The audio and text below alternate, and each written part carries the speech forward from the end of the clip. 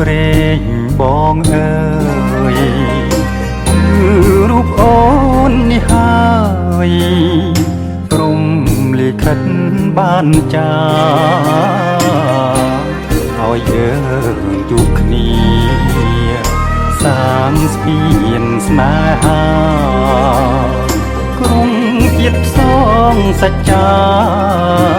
ព្រាមរាជាគូនឹងថ្លៃ